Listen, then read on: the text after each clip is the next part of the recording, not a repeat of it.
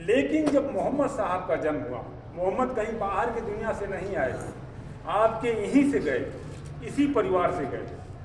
उनका खानदान जो कुरैशी खानदान में पैदा हुए, जिनको आप कसाई कहते हो, कौरव और पांडव का जब युद्ध हुआ महाभारत काल में, तो दुर्योधन के भय से जो सेनाएं, जो लोग युद्ध के मैदान से भाग गए, भागना क्या एग्रीमेंट था वहां कि संघ बजने से पहले, युद्ध होने के पहले जिनको जाना हो जा सकता है युद्ध मैदान छोड़कर, वो देश छोड़ के जा सकता है।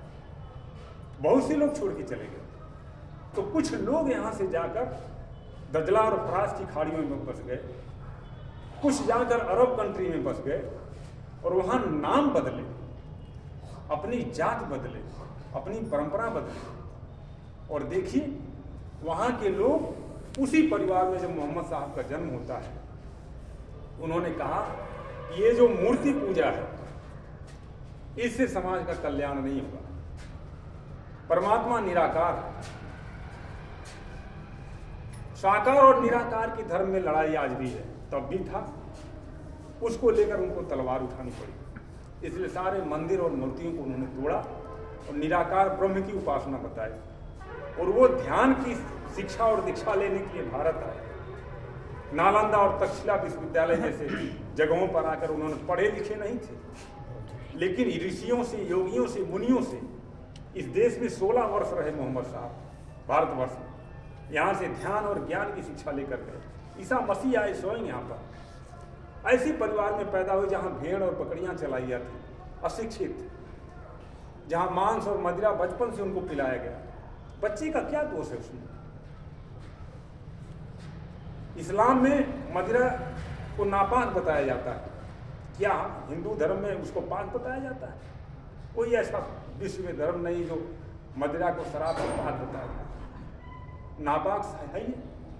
लेकिन शरीर क्रिया विज्ञान जो बता रही है कि क्या आपको आहार लेना है, क्या नहीं लेना है, आपके भौगोलिक जिस वातावरण में आप पैदा हुए हो उसके अनुसार आपका शरीर का निर्माण हुआ है, वैसा ही भोजन आहार आपको लेना है।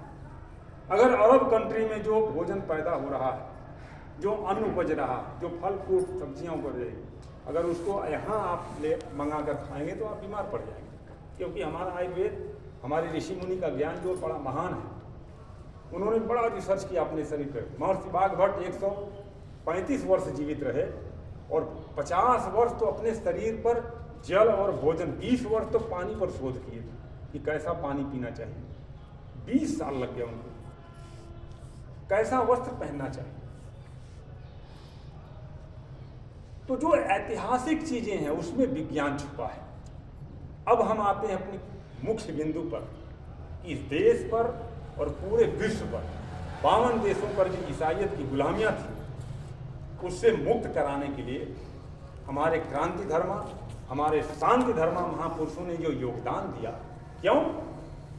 कि गुलामी एक ऐसा शब्द है, गुलामी एक ऐसा शब्द है जो आदमी को कभी सुख, शांति, आनंद तो बहुत दूर की चिड़िया है। न उसको सुख मिल सकता है जीवन में, न शांति मिल सकती है, आनंद मिलना तो बड़ा सकता है अगर आदमी गुलाम है तो। और गुलामी का कई प्रकरण है, कई विभाग हैं। आप शारीरिक रूप से गुलाम हैं, आप मानसिक रूप से गुलाम हैं, आप खान पान से गुलाम हैं, आप कपड़ों और वस्त्र से गुलाम हो, आप सामाजिक रूप से गुलाम हो, आप धार्मिक रूप से गुलाम हो, आप क्षेत्रवाद के गुलाम हो, आप जातिवाद के गुलाम हो, आप वंशवाद के गुलाम हो, आप धर्म और मजहबवाद के गुलाम हो। किसके गुलाम हो? कहीं न कहीं आपकी गुलामियां हैं। और इन्हीं गुलामी के कारण मनुष्य होने के नाते आप, हे मनुष्य तुम मानव बनो, और मानव से ऊंची यात्रा है महामानव। इंसान के अंदर जब तक इंसानियत नहीं आएगी, मनुष्य के अंदर जब तक मानवता नहीं आएगी, तब तक मौलिक धर्म जो ईश्वर का है, अल्लाह का है, गॉड का है, वाहिगुरु सतनाम का है, कोई व्यक्ति नहीं है, एक ऊर्जा है, विश्व एनर्जी है, ब्रह्मांड एनर्जी है, उसकी स्थापना नहीं हो सकती। और मनुष्य को कभी सुख, शांति और आनंद नहीं मिल सकता। इसके लिए आपको लड़ाई लड़ना पड़ेगा। कौन सी लड़ाई? शांति की स्थापना की, क्रांति को करना ही पड़ेगा। क्योंकि हमारे पीछे गुजरे हुए जमानों में जो भी महापुरुष आए उन्होंने क्रांतियां की। वो विद्वान थे, बलवान थे, वीरवान थे, धैर्यवान थे, सौम्य था, उदारता थी उनके अंदर, वैसे कुटुंबकम की भावना थी। पूरा विश्व मेरा परिवार है, खाली भारत नहीं। हम जो जागरण करने जा रहे हैं और कर रहे हैं, हम राष्ट्र नीति कर रहे हैं और राष्ट्र नीति के साथ साथ पूरे विश्व मानव का समन्वय नीतियों पर चल रहे हैं, जहाँ की मनुष्य को शांति मिले, सुख मिले, आनंद मिले। इस धारणा को लेकर, इस विचार को लेकर एक संकल्प लेके चल रहे हैं कि आने वाले सदियों में अगर ये संगठन इसी विचारधारा पर चलता रहा तो जो भी हमारा नेक्स्ट जनरेशन आएगा, जो भी हमारी पीढ़ी आ रही है और है वर्तमान में, अगर उसको हम जगा लेंगे, स्वयं को जगाएं, तब दूसरे को जगाने का प्रयास करें। ये जरूरी नहीं कि हमारे साथ बहुत बड़ा जन सैलाब हो तभी हम कुछ अपनी विचारधारा की लड़ाई लड़ सकते हैं। पूरे विश्व में जो युद्ध हो रहा है उसमें विचारधारा का ही युद्ध है, और विचारधारा दो ही बिंदुओं पे चल रही, धन और धर्म का। कि हमारा धन, हम कैसे धनवान हो और धन के बल पर कैसे अपने धर्म को, माने अपनी बात को वहां मना ले। धर्म क्या है? बातों का पखेड़ा है, विचारों का पखेड़ा है। धर्म किस चिड़िया का नाम है? धर्म उस चिड़िया का नाम है, सुन लो आज के बाद, धर्म है क्या चीज? जिस नियम से ये पृथ्वी चल रही है, जिस नियम से चांद और तारे चल रहे हैं, जिस नियम से ग्रह नक्षत्र चल रहा, पूरा ब्रह्मांड चल रहा, नियम सिद्धांत एक शक्ति से वो कार्य कर रही है। उसी नियम का नाम है आकर्षण का नियम। विज्ञान कहता है आकर्षण और प्रतिकर्षण के नियम से पूरा ब्रह्मांड नाच रहा है। कोई वस्तु स्थिर है ही नहीं ब्रह्मांड में, सब गतिमान है।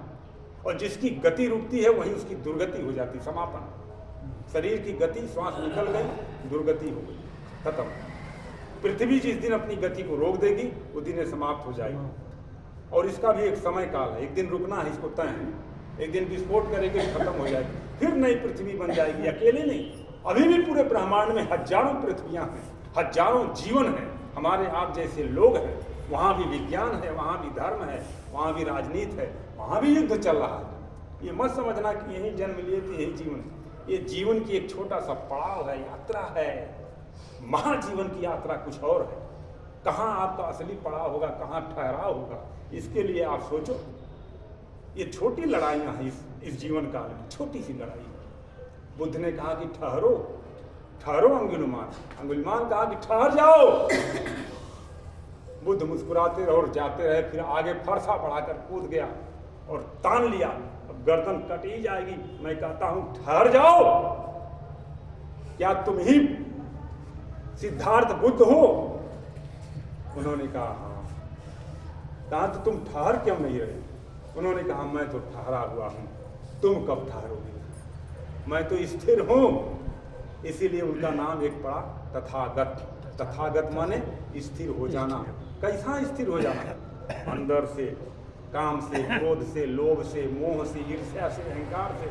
जो आदमी स्थिर मुक्त है, स्थिर है, शांत है, उसी को तथागत कहते हैं। स्थित प्रज्ञ शब्द आया गीता में कि हे अर्जुन, स्थित प्रज्ञ जो हो जाता वही योगी होता है, वही महापुरुष होता है, जो अंदर के विचारों से स्थिर हो जाता है। तो हमारे स्वामी जी महाराज कहा करते हैं कि अंदर से पूर्ण स्थिर, शांत, धैर्यवान, करुणावान, विद्वान, शांतिवान, आनंदवान, लेकिन बाहर से पूरा गतिमान। कैसे?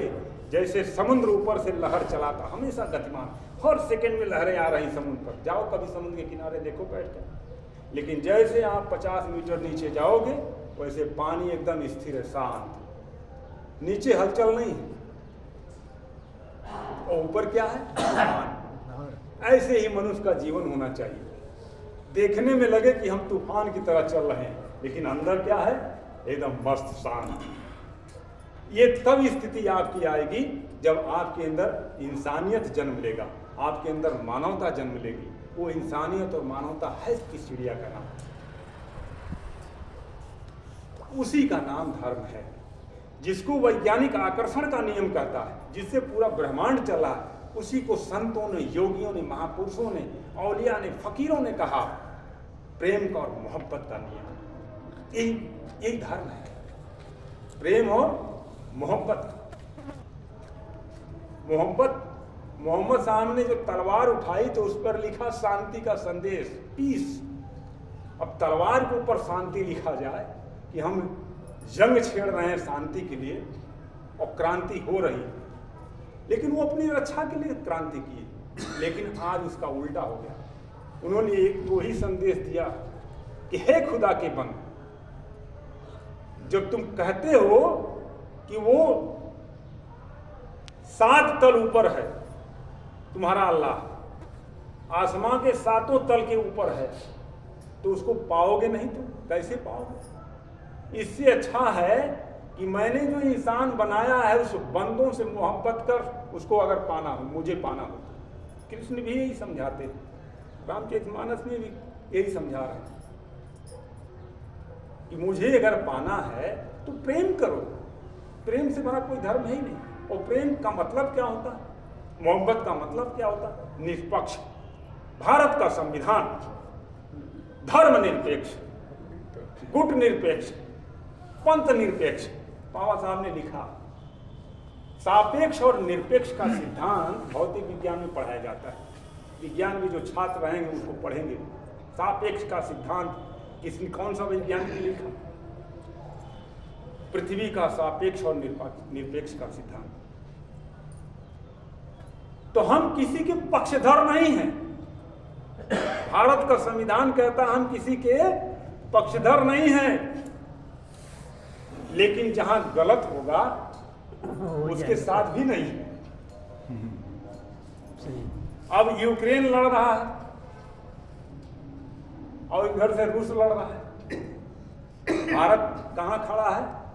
टुकटुकी लगा के काट भुसुंड की तरह तमाशा देख रहा है। लेकिन अमेरिका क्या रहा? अपना हथियार बेच रहा है। लड़ो, घबराओ मत, सैनिक भी कम हो जाएगा तो हम देने को तैयार। चाइना कह रहा है रूस को तुम मत घबराओ, हथियार हमसे ले लो, कम हो और आदमी खत्म हो जाए, कम हो जाए तो हम चाइना की फौज दे देंगे। ये देखिए लड़ाई का तरीका है।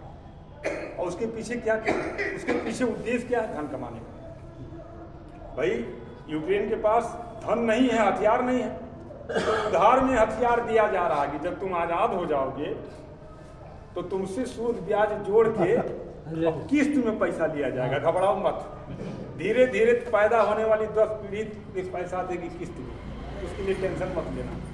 अरे तुम तो नहीं रहोगे, तुम्हारी पीढ़ी रहेगी ना, सूद के साथ रहेगी ना। ऐसा सिस्टम बना है पूरे विश्व का। विश्व धर्म सम्मेलन और पूरे विश्व मार्केट का जो एक मंच बना है, उसमें भी सदस्य देश है, जिसमें से 5 veto power, Germany, France, America, Britain और जापान, वीटो पावर, और 15 अस्थायी सदस्य, जिसमें भारत भी मांग कर रहा है और चाइना भी मांग कर रहा है कि हमको भी अस्थायी सदस्यता सुरक्षा परिषद में दिया जाए। लेकिन अभी मान्यता नहीं पूर्ण रूप से मिल रही, क्योंकि हमारे पास भी एटॉमिक पावर है, न्यूक्लियर शक्ति है, एटम बम है, हाइड्रोजन बम है, नाइट्रोजन बम है, हम भी बना सकते हैं, हमारे पास भी टेक्नोलॉजी है। लेकिन ये टेक्नोलॉजी जन्म किसने दिया? भारत ने, डॉक्टर भाभा ने। न्यूक्लियर बम का हम लोग जब साइंस में पढ़े तो उस टेक्नोलॉजी डॉक्टर भाभा ने दिया, और अमेरिका ने ले जाके इटली में जहाज से लड़ा के उनको मार दिया और फार्मूला ले लिया। सम्मेलन में जा रहे थे,